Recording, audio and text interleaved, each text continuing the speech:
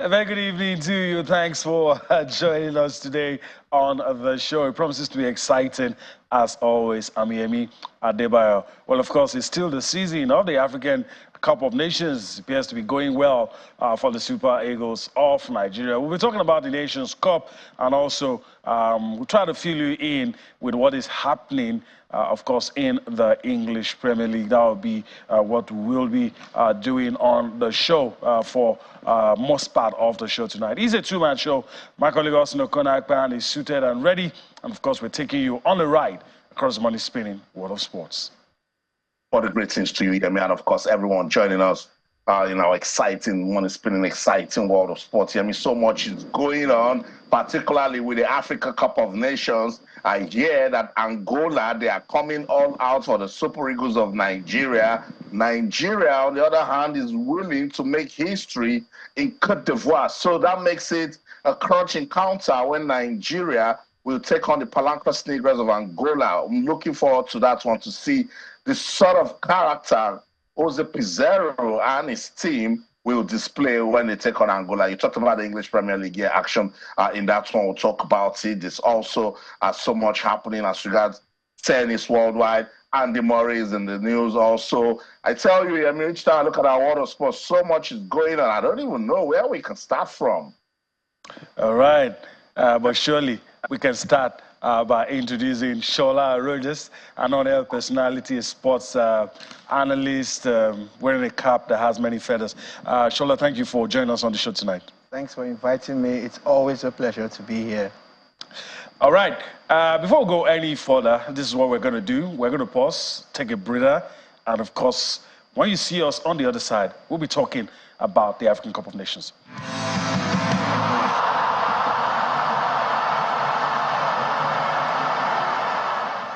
All right, let me prepare your minds. My colleague Austin Okonakpan caught up with the coach of the Super Eagles, Jose Pizarro. We'll give that to you later on the show. So it's a lengthy package. I want you to, listen to the thoughts of the manager ahead of that big game tomorrow. But Shola Rogers is here with me in the studio. Shola, the last time you were here with me, of course, you complimented the Super Eagles without it got the job done against Côte d'Ivoire. And some would say another masterclass against Cameroon. But at a different stage, we're in the quarterfinal stage. You just have to be adaptable. That's what it is, you know. Look, regardless of how you feel about certain issues or certain things, what are the results? How has it panned out? You get, the team has shown us, and kudos to the coach, at least, his tactics seems to be working. He's getting the desired results. And that is what Nigerians want to see and hear. So, yeah, we need to be adaptable, like you said. And our hope for this team is very high. Our expectations of them are very high. We've been here before several times. So we're not excited yet. We're hoping that we can scale this order onto the next one and onto the next one. We're going to listen to him, and Austin has a thing or two to say. But has the coach been able to win everybody over? Because some of us... Can I be honest? Or you have to. That's why you're here. I just play? No. I am not won over. I'm not bowled over in any way. But you cannot be a critic and not see progress and not say it. You get... I know that getting an expatriate into the system goes beyond winning these games. There are so many other things that you expect to get when you have an expatriate. That's a bonus package. Yeah, you know, it's supposed to be like a transfer of knowledge and so many other things. And for me, it doesn't tick all those boxes. But at this AFCON, if that's what we are talking about, getting the job done. All right. And we have to be honest about that. Yeah, we have to admit that. Let me you to Austin, a quick one before we take a look at the quarter-final fixtures. You talked about Angola. A lot of people are hoping maybe they'll come to the field wanting the ball. Some of us are still scared. If we play against a team that doesn't want the ball, we're built on setting up to defend. If we now come against a team that wants to leave the ball for us, as we want to leave the ball for them, who knows what will happen? Let me just give you a little scoop from a conversation with the manager of the Super Eagles, Jose Pizarro. Angola should be ready to look for that ball tomorrow because he's not going to give them any open play. So they're going to work so hard to look for the ball, to get the ball. And by the time they're thinking about what to do with the ball, maybe Franco Eka might just steal it, or Victor Osimhen might just steal it, and then they will start asking questions. It's going to be very difficult for Angola, because the Super Eagles team, they're beginning to, perfect the tactics of, ensuring that if they don't hold the ball for long, you're also not holding the ball for long. And with the hard worker such as Victor Osimhen, and then Ademola Lookman is getting into the party now. Alex Iwobi started showing some good signs that he can also get into it. Hopefully tomorrow he will give us that sort of a performance that we've been yearning for. But don't take anything away from the Palancras Negras. Very compact in the middle, focus-driven team. I think they like the story they've been telling at this AFCON, so they want to keep it going. Same as the Super Eagles. I'm sure you know the story of how, they got us so disappointed before the AFCON. They got there, started on a shaky note. But from that victory against Cote d'Ivoire down to beating Cameroon, they've revived hopes, They've kept a lot of Nigerians standing, waiting to applaud their next performance. And I think they have what it takes, Yemi, to, go all the way at the competition. All right. This is the point where we will go on to listen to, as I said earlier, of course, Austin, you caught up with the man. A lot of people want to hear his thoughts. A lot of people want to get some perspective and just as we eagerly anticipate what's going to happen tomorrow. So let's listen to the coach of the Super Eagles, Jose Tizero, share his thoughts with us in an exclusive interview he had with my colleague, Austin Akpan, and we'll come back when we're done with that. Let me start by saying thank you so much for making our time to speak to me today. And congratulations on making it to the quarterfinals of the Africa Cup of Nations. Thank you very much. Thank you very much. Crunch quarterfinal encounter, it will be between Nigeria and Angola. Are the Super Eagles ready for that battle? Of course. Since the start, the competition, our team are ready. Of course, encourage the confidence. If we win 1-3 match, draw 1 match, I think we are doing a very good job. Our team is consistent in defensive process. Don't allow many opportunity for the opponent. And in the attack, you try to do what in our mind, in our model, our characteristics. Since we start my job here in the Super Eagles, you try development one model, one game that my players feel comfortable. My players like to do. Only you can improve something if the players believe and they feel comfortable in our system, our structure. Only put a little more consistency in the defensive process, and because in the attack, I think our team has good players, good skills, good capacity. Okay, you must improve a lot. You can improve, but I think in this a good moment, our team is a good moment, a good spirit, good quality. You go for the next match with the maximum confidence. Awesome. Coach, this AFCON, we have seen upsets, we have seen surprises. From the opening matches, Namibia shocked Tunisia. We've seen South Africa now take out favorites Morocco. Now it will be Nigeria versus Angola. How well do you know this Angolan, team? And do you think there will be a problem to your team? I think Angola did a good job until now. They show the quality and capacity. Angola is not a big name in Africa, like a national team. Didn't win AFCON, but it's a one point. Is that well in the moment. Angola show good quality, good capacity. They score 9 goals until now. They reached the first position in the group. I think we must understand that it's good for Africa competitions. It's good for Africa. Come other national teams without the same name, but for show the players the quality, because I think the football in Africa increases too much. But the key point is I got to play against Angola, and for win Angola, for beat Angola, you must play better and more than you play against Cameroons. You need to put our demand, commitment, 100% or more, our rigor, because you need to fight like your opponent. I need to play the head, but no one in my team think in this moment that this match is easier than the match against Cameroon. No, absolutely no.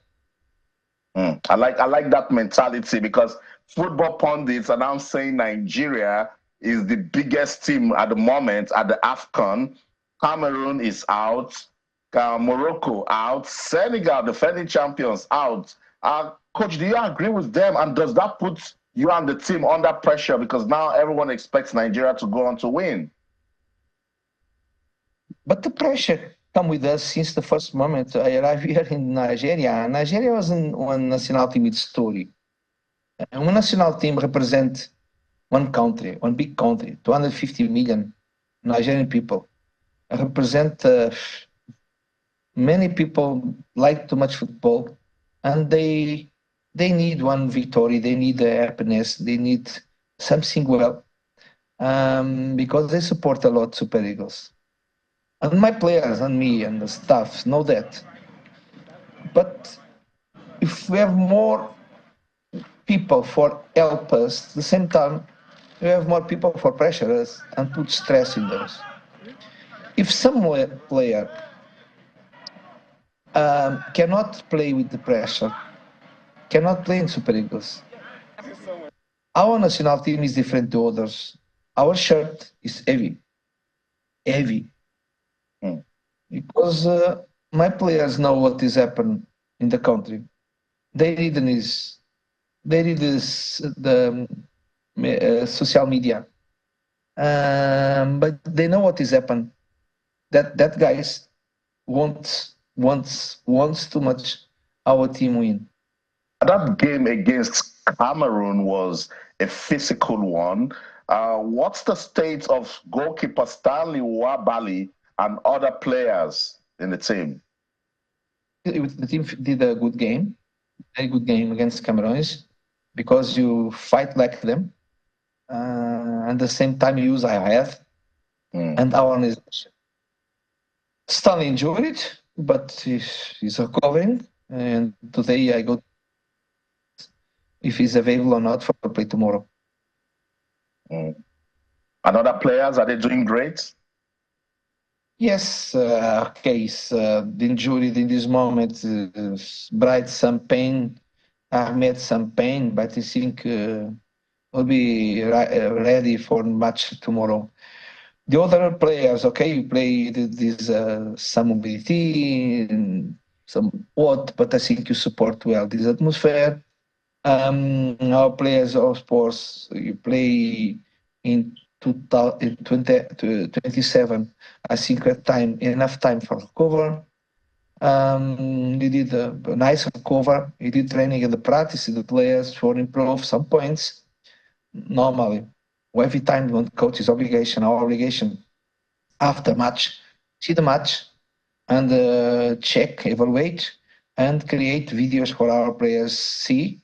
Each point you can improve more. Each point is better utilized. Each point is different Cameroons than Angola. Give information, give sure solution for the use.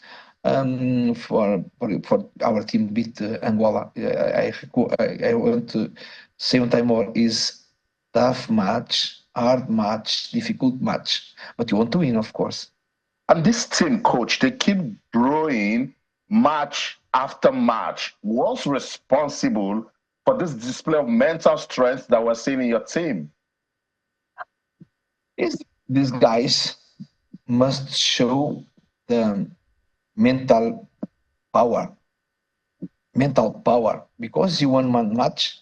One day you must think in the other match, and the final. You don't play a simple match, but you play more on the final. You play the first final against Cameroons and second final now. For that, this tournament is specific. This tournament is a different environment, different context.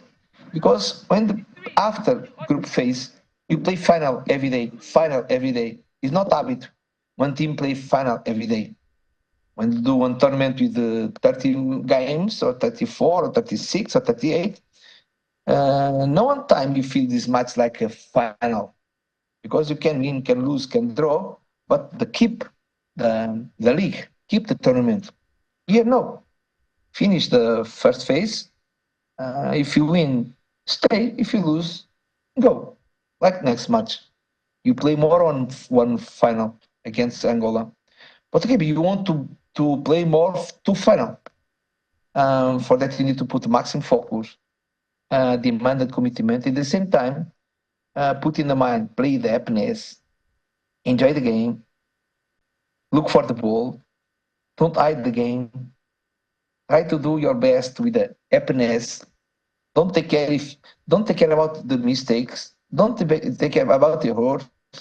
Only must put the focus on what must do. If I did bad last situation, the next I go to do well. Coach, I have seen you change formation over and over again in a particular match. Now, after 4 matches, what formation can you say is good for this your team, or will you keep experimenting?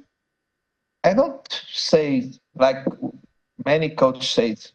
When everything is okay, you cannot change. For me, no. If because the result is a result, and the performance is other thing. I try to play in this competition with more safety and compact team in defensive process, because our experience before, our team play too much in the attack. Fantastic offensive game. I think it belong to teams in the Africa, 5 teams, I think, play more in the attack, create more opportunity. But sometimes, I remember against Lesotho, against Zimbabwe, against Guinea, we only lose until now one offside match against Guinea-Bissau in the home. We play 12 match until now. But is the true? And some match, you create a lot. You command and control the game, and it's a from goal. And need to change the game and draw and lose points.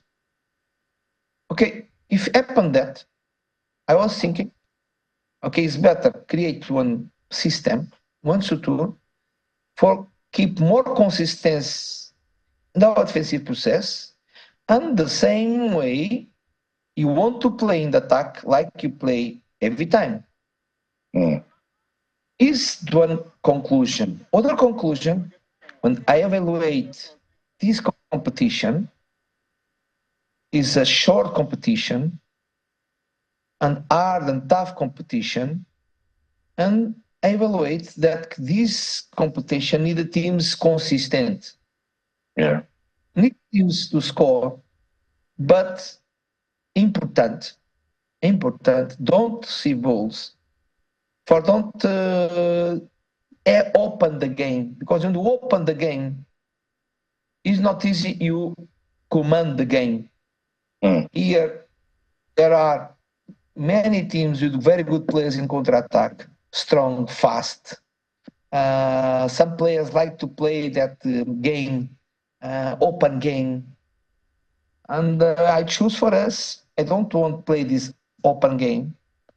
Our characteristic players must do other thing, know the open game. And I try to develop it in our team, and they accept, they agree, they do well. One team want to play the ball, but before play the ball, you must defend it together and close the space for the opponent. Don't allow gap. But with the ball, everybody must attack. Everybody must manage the ball, control, for create space, create unbalance in the opponent, and create possibility for score. Well, but that locking of the game, coach, that you mentioned, people have said Victor Osimhen isn't getting the right supplies from the midfield. Is it because of the style, or you're just trying to switch things up so that there's no much pressure on Victor Osimhen? Victor is doing amazing work, fantastic job. In the first match he scored, In the second match, he got the penalty for us. In the third match, he won the ball over central back and assist Lukman for score. What you can do more? I think he did a penalty. I think other match he was in the goal one time more. In 5 goals, he participated in 4 at least. Even that last goal, he started to create the match, the game. Osimhen felt, like my team, that everybody must fight with us in all the moments of the game. Osimhen defender, Osimhen pressure, Osimhen what they do for this central back. In the attack, sometime when the team is in back, put the ball in him. He wait for us. We win the balls. It's difficult. Some players with 2 or 3 close him. In 10 balls you give for him, he win 7, 8 balls against two. And all the opponent put the ball out. All opponent do fall. I think he's doing very well. He worked for us. He worked for us. Worked for the team. Of course, the team worked for him also. Coach, what do you want to say to Nigerians and fans of the Super Eagles all over the world as you take on Angola tomorrow in the quarterfinals? For fans, believe in us. Our team believe in ourselves. Believe you can beat Angola, but support us. Support us.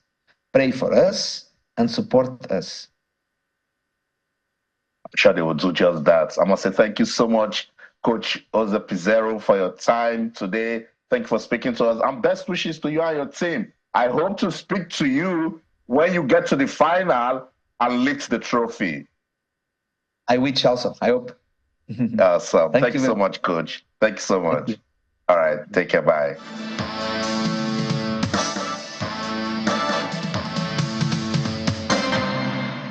All right, welcome back. You listen to, of course, the coach of the Super Eagles, of course, sharing his thoughts with us and all the questions we would have loved to ask. I mean, he's been able to answer us in that exclusive interview with my colleague, Austin Hakpan. So, Shola Rogers is still with me in the studio. We've devoted a lot of time to talk about the Super Eagles of Nigeria. They're playing against Angola. What can we say about Angola? Angola, one of the bright lights of African football at the moment. Funny enough, before AFCON, they were not doing so great, you know. They had gone like 9 hours and scored only 1 goal. Then suddenly they get to Cote d'Ivoire and they discover their goal-scoring abilities. And they're a very, very good team. They are close-knit. You know, the players, like the coach, Gonçalves, for instance, he left Portugal, went to Angola to start an academy, became under-17 coach, and took them to the under-17 World Cup. And it was from there that they now got him to come and coach the senior national team. Now, about 3 or 4 of the players from his under-17 days are in this team, you know. Then the bulk of the players have been together for a while. And like some of the players were saying, nobody back home gave them a chance. And you won't blame them. You go 9 hours or 8 hours and you score only 1 goal. What exactly are you playing, do you know? But they get to AFCON and they start to do it. Now, another rich nation and all of that. So they're getting a lot of buzz. They're getting support. You know, money is flying in left, right, and center. People are throwing gifts at them. Their people are happy. And they want to keep it that way. So Angola is not going to be a pushover. The Angola I've seen at this Nations Cup is not going to be a pushover. And they've used the right, Kafumana, you heard him when he was talking, and he said that, look, we know who you guys are. We respect you. And like their coach also said, but we don't fear anybody. You know, there's this thing Nigerians are saying, no grief for anybody. They're saying they're not afraid of anybody. And that's fighting talk. I won't lie. I am just going to approach this game with a lot of, you know, caution. Like, you know, caution. Let's look at it. I mean, I'll you to Austin, but let me ask you this. I mean, we've had a lot of discussion before we came into the studio. the Super Eagles seems to let you down when you begin to raise your hopes. Yeah. And let's be honest, most of us didn't believe we're going to be here thinking that the Super Eagles might win this Nations Cup. And it looks like the path is clearing up. Most of the teams that a lot of the fans wanted out, they're out. Let's be honest. Yeah. And we're beginning to look at, is there really anybody in this competition that can ruffle the feathers of the Super Eagles? Some people are already getting carried away. Now you're talking about being cautious. Yeah, we have to be. We have to be. You know, like you pointed out, and Austin also pointed out earlier, the top 5 African nations are out. Nigeria is number 6 in Africa. The highest ranked. We're the highest ranked, and we're playing the lowest ranked at this Nations Cup. Ideally, so on paper, it's looking like this. I checked bookies, I checked a couple of platforms. It's all looking on paper like Nigeria will win, Nigeria will win. But we all know that when push comes to shove, it's 90 minutes of 11 versus 11. Hopefully, the officiating at AFCON has been good to a large extent. All true. It's been good. So let it stay that way. Then we can actually determine who is the best. All right. Austin is still with us. We're talking about this. There's always the temptation to get carried away. We have a job to do. Talk about this game. The Angolans. Our history with Angola is we play them, there's a sore taste that it leaves. Even when we win, on some occasions we win, there's a sore taste. I mean, people remind us how we narrowly missed qualifying for Italia 90 and the things surrounding it, how they stopped us from qualifying for 2006 World Cup. And we're hoping there's not going to be any sore taste in this one. But how, I mean, what do you think is likely going to happen tomorrow? I think back in the day when Angola just, gets us, by the jugular, what we least expect is because we go out there complacent, we go out there underrating them, and don't forget the biggest elephant in the room, poor football administration. I think now, if you check here, me and Shola Rogers, we've not been hearing so much about the NFF. We've not been hearing that somebody is aggrieved. We've not been hearing that this one is... So, no distractions. And that's why the boys are just going out there and they're playing football. Back in the day, we have big names that will rely on 1, 2, 3, 4 top players. And if the news mentions about them aren't good, it's going to affect performance. At this competition, the only person that everybody has been talking about is Osimhen, because they want him to score goals. And you listen to the coach, say he's doing a fantastic job. He's been involved in every good thing that has happened to the Super Eagles to this quarterfinal stage. And if we want to take Osimhen out, just last game, Ademola Lookman got us talking about him. Frank Onyeka got us talking about him. Calvin Bassey has been regular with his performance. William Troost-Ekong, even Semia Ajayi has gotten into the mix. If Zaidu, Ola Aina, fantastic. You see, when you've got a team that everyone is delivering their goods and service, then you should fear that team. I've tried to stay neutral to analyze this game between Angola and Nigeria. I watched Angola versus Namibia. Fantastic side. They came out, purpose-driven football, came out to do the business. Namibia, you cannot stun us. We know you guys from the Kosafa region. Bam, bam, bam, 3-0. It was easy. But that was Namibia. Nigeria played a technical, indomitable Lions of Cameroon that was willing to make an impression at this AFCON. It was such a physical and mental game, but Nigeria went all the way. So if you're neutral and you want to judge both sides, take away whatever they did at the group phase. It was good as your last match. Then I don't think there's any way you're going to push the Super Eagles of Nigeria out of contention. They go out there, know that this is Angola, this is quarterfinals. If I beat this team, I go to the semis. That's very, very important. You know what? Let's listen to Super Eagles midfielder Alex Iwobi, and then I'll throw a question to Shola Rogers. The main thing is that we remain focused, we look at our own games, we analyse our own performances, and we want to do what's best for us. We don't like to look at the outside noise. I think what's made us strong together is not just the performances, but the whole staff, everyone that's not even playing.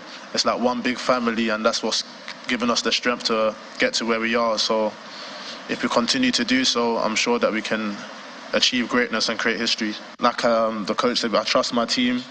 We've been keeping clean sheets. We've only suffered 1 goal, so hopefully that plays a factor as well. But we're going to need the whole team again to defend. We're going to have to fight for the team, fight for for the win.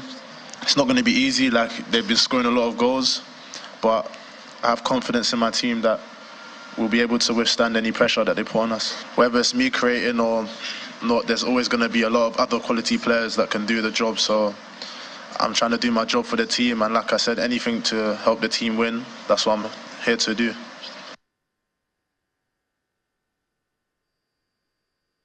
That's what it is. Super Eagles midfielder Alex Iwobi. Shola Rogers, I listened to Alex Iwobi, and I was like, there's nothing to add. Just go out there, get the business done. That's what it is. And, the beauty of this is that I like the way he has come out to explain his role, because everybody keeps judging him with previous positions, even at times his great uncle and all of that. Like, you're looking at him that way, but this Alex Iwobi is doing a job for the team. We all see the way they've been set up now, and the best thing we can do is to get behind them. So I'm happy that Alex Iwobi, was vocal enough to say, look, I'm doing my job for the team, and I trust my teammates. Let's make history. Right. Let's make history. That's the temptation to go on and talk about the Super Eagles all the way. Let's remember tomorrow's another quarterfinal game, the DRC up against Guinea. I also want to get Shola to talk about that.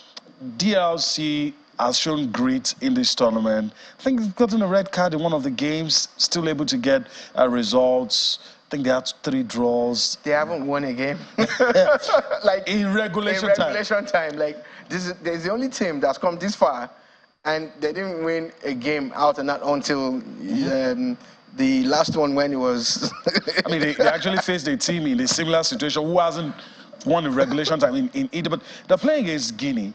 I've heard a lot of positive things about Guinea, their determination, their style, similarities with Nigeria, with the way Nigeria used to play, because we're not playing the way we used to play. And we're West Africans, a lot of similarities.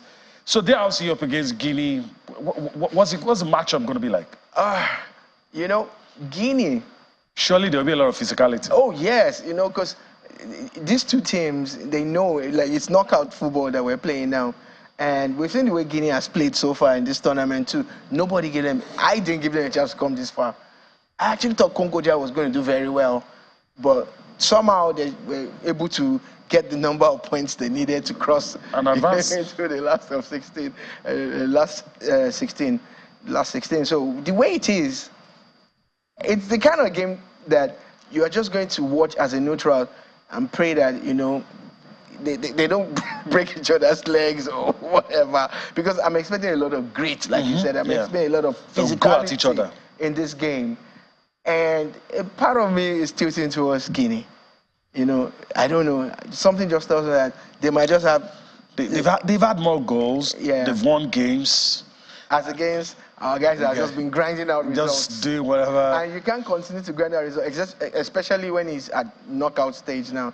Except they can drag it into penalties again and who knows? Maybe they'll just turn the corner with this game. But if they continue to play the way they were playing, and Guinea continued to play Guinea was playing, then Guinea looks like the one that can edge it. Yeah. All right. So I guess we'll leave it at that. I mean, if we're going on, we'll continue to talk about the Nations Cup, but there are other things to talk about. All right, let's wrap it all up. Take a breather. When you see us on the other side, we'll be talking about the English Premier League.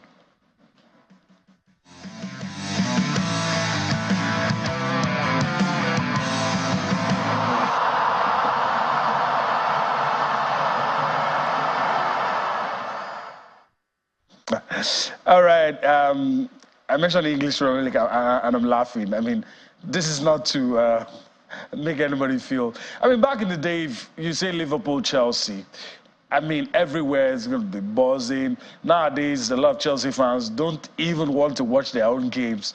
I don't know how things have gotten that. But let me go to Austin, yield to him. I don't know if the sentiment is the same everywhere. Even the few Chelsea fans that you see watch these games, they watch the game to come and vent. They're watching their team. They're saying all sorts, abusing the players. Some are even saying, "I'm not going to support this club anymore." And true to form, it was humiliating seeing them play Liverpool, a team they used to be at par, but now, I mean, the golfing class is evident. Look, it was a disappointing performance. The guys didn't take the game seriously. You know, that was like a test match for the EFL Cup final. And he's saying that with the way they played, then there's no need to even go out there. But give it up to Jurgen Klopp and the way he's set up with his Liverpool team. They were, you know, it was business for them. They came all out, did what they needed to do. The vibes were right there. And that's why Liverpool fans can't stop crying that at the end of the season they're going to lose this great manager when he quits his role as, you know, as a manager of Liverpool. But Chelsea, yes, it's so much. I mean, there's some part of the fans that miss the Ibrahimovic era. They just feel so bad that Ibrahimovic is no longer in the picture. There's another set of fans in Chelsea that just don't understand the set of players that now play for the Blues. They are just so angry. Like, what is all of this? That Modric is not delivering when he should, right? Sterling isn't doing what he should do. Madueke feel is just so average. You don't even want to hear when they talk about Nicholas Jackson on local radio here. You wonder if he's a professional footballer. They're just angry, you know, and that's because fans just want you to keep winning. That's all they want when their team is playing. So I don't blame Liverpool, Chelsea fans. Pochettino needs to find a way to turn it around. He needs to find a way to give it a strong finish. He can't even say he wants to sign because they spent so much money trying to, you know, bring players into the club. Those players just need to step up. They need to stop being average. They need to know how to go out there and get the results, you know. But let's listen to Jurgen Klopp. He's a happy man, and I think one big, you know, parting gift they can get from Liverpool is if they can go all the way and win this league's title. Performance, nothing else is there. Stand out. So it's start really good, super important. So the story of the game is the story of the game, but the story of the game could have been completely different if we don't start like we start, I would say. So that's how it is. You have we always try, we don't do always, but we try to give a game a direction, and this direction was clear and obvious in the beginning. And then we have chances, we miss them, we score goals, should have scored more, miss a penalty, go in half-time and can show the boys when Chelsea came out, when Chelsea played through us, why and where and how we can do that even better. But that's the most important thing. Not about that you get through this super convincing and with no problems. The opponents are too good for that. And that's why I'm super happy with the performance, just because we had problems, we overcame them, and a lot of good moments. Now the next game is coming in 4 days. I have no idea who can play again. So because they look quite knackered when I had a look in the dressing room. Little back here, Maka on the knee and knee on knee and stuff like this. So nothing major. At least nobody told me that yet. So it's all fine. We need them all, and it's not a phrase. It's exactly how it is. And I'm happy for them that they all could perform the way they performed.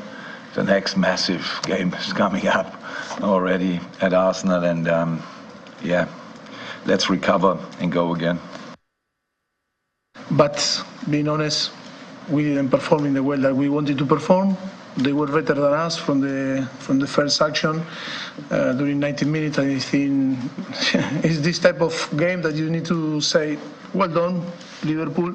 If we want to match you, if we want to match them and have the option, you know, on the final, I think we need to approach the game in a different way, and we need to compete in different way that we compete today.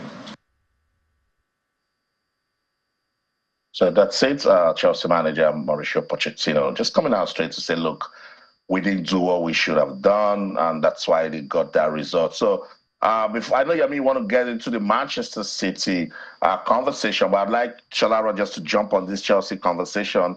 What do you think is the problem? I think it's psychological. Whose problem now? City? Chelsea. Chelsea. The problems are multiple. Austin, you want Chelsea fans to come for me, have you? Okay, but on a real... Or is it coaching? I think one of the major problems is about management. Like, Chelsea has always had that problem. And in the last 3 seasons, it got worse. You keep buying players that you don't need. Every player, you're buying every Tom, Dick, and Harry, and you're throwing money at a problem instead of you picking out the right type of players, Just look at your season and plug the how you holes. want to go. You just go buy 6-5-4 players. You don't need all of them. And they always come up short. Always come up short. So if you keep doing the same thing and expecting a different result, then there's something wrong with you. Then trust me, I don't think Pochettino is the man for the job. I really don't think so. There are times when owners of clubs or administrators should be patient with coaches. There are 1 or 2 coaches that you could have actually kept. Like, okay, you know what? We're going through a bad Maybe patch Thomas now. Tuchel, for instance. For me, it was Tuchel. Should have left him on the job. Yeah, I didn't think they should have sacked Tuchel, but hey, he's gone. He's gone. But Pochettino is not an improvement on whatever they had. Okay. And they keep all right. buying players. We have just about 2 minutes. In those 2 minutes, Austin will give us the update from all the matches currently going on. But Shola already has a minute to talk about Manchester City. And I told you off camera, it looks like the title is theirs to lose. They have all their players back. And if in January, okay, we're February now, you need to have an advantage against City. You need that cushion. You just need that. And it has to be white. And nobody has that now. Haaland is back, Kevin Durant, and we saw it yesterday. Just one simple free kick from and goals. City is a well-oiled machine. There's nothing that you can say that can keep those guys down. They're like so solid, and it's scary. They're that good. Liverpool are on top of the table, but they are looking over their shoulders every minute. Like, even with a 5-point lead that they have, City have a game at hand. If they win, it becomes 2 points. And you don't even know when they come head-to-head and everything. And that's where the magic happens. But I think that City still has what it takes to win. I agree with you. I would have wanted, to be honest with you, Klopp to go out on a high. Like, okay, I'm leaving Liverpool, but I'm leaving them with the trophy. I would have wanted Arteta to really and truly break, this jinx and win the Premier League, because I see what he has done in the few months that he's been at Arsenal. Those are the 2 teams that I would have predicted and I would have preferred personally. But it's not about my preference now. It's about what's going on. And it's Man City. Man City is scary. It's really, really, really scary. All right, let's leave the floor to Austin now and tell us. Off camera, we're having a sneak peek. Shola's been telling me what's going on, but Austin also is monitoring what's happening on his end. Eric Ten Hag, he's told us, look, as far as I'm concerned, the case with Rashford is done. You can write whatever you want to write. We have settled this case. We are moving on. And man has, justified the manager's decision. That's right. Needed just 5 minutes to silence his critics, when he gave United the lead in that game against Wolverhampton Wanderers. At the moment, is Wolverhampton Wanderers 0, Manchester United 2. Rasmus Højlund with a second goal for Erik Ten Hag. I think if they win tonight, it will be a real confidence boost for their campaign, particularly when you pick those vital points away from home. At the London Stadium, it's West Ham 0, Bournemouth 1. Nightmare start for Calvin Phillips. He wanted to give a back pass to the goalkeeper, but it fell to Dominic Solanke, who just said thank you for the gift and slot it home. That's not a good way to start your first, game for your new club. But then the West Ham fans, they will always come out whenever West Ham don't win, and they start saying Moyes should leave, Moyes out. But then when West Ham is playing, these fans don't even push the team. They don't shout. London Stadium is quiet. You can hear the trains that are passing at the Stratford station. So I think fans need to do more. All the time, you want your team to win, but I think you should support them. And that's why, in the words of Coach Jose Mourinho, as Nigeria takes on Angola tomorrow, he said, support the team. Pray for us. Support the team. That's the show. In London, I'm Austin Okonakpa, and in everything you do, remember, keep talking sports. Bye for now. All right, we've crossed the finish line on the show, and we've had fun. And we appreciate the fact that you've allowed us to be a part of your day. I want to thank Shola Regis for his time. Thanks on for the show. having me. Thanks for inviting Hopefully, me. we'll do this again some other time. Hopefully. All right, one more edition of the show before the week runs out. So enjoy the rest of your day. We'll see you tomorrow. I'm Yemi Adebayo. Bye-bye now.